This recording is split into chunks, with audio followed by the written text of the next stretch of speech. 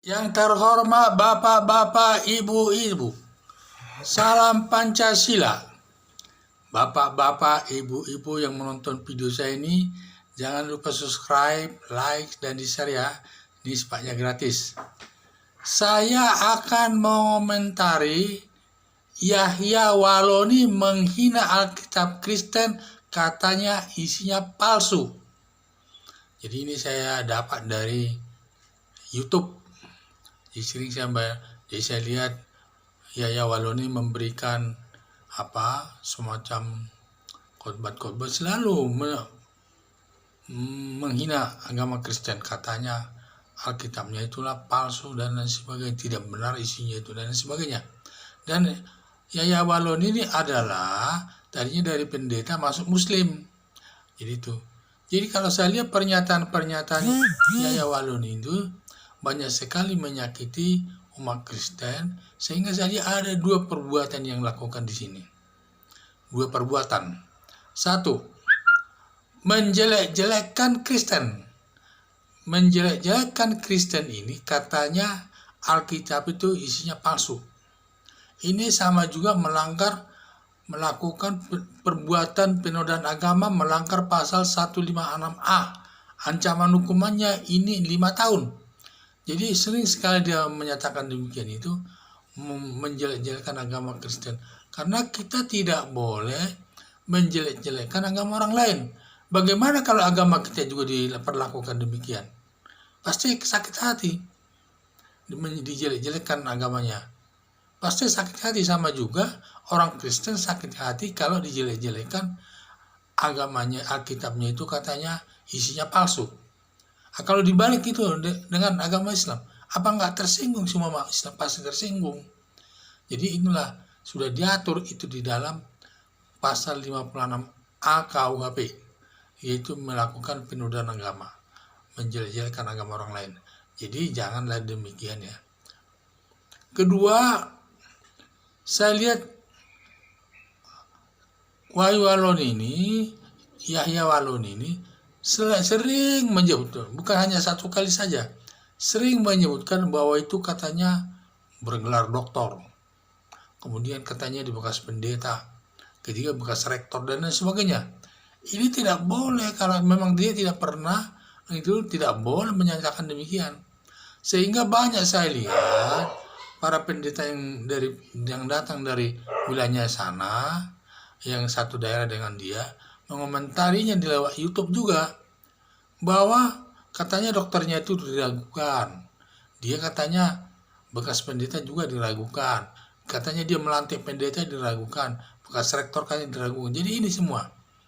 Jadi saya lihat dia itu di dalam memberikan ceramah-ceramah sering mengucapkan ini.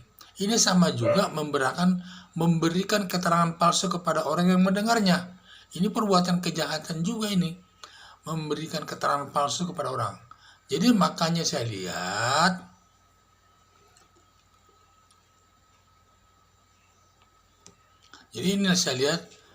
tidak boleh kita menjelek-jelekan agama. Jadi dia menyebutkan kehebatannya, bekas pendidikannya dokter lah dan lain sebagainya. Sebenarnya ini ya, kalau dia benar dokter tidak masalah.